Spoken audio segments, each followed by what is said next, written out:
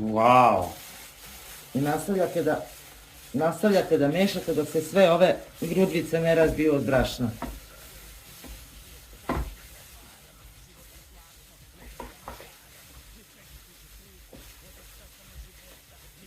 Kad krene testo da se odvaja od posude onako, vidjet će se onako da postane jedna onako kompaktna masa, to je to, gotovo je.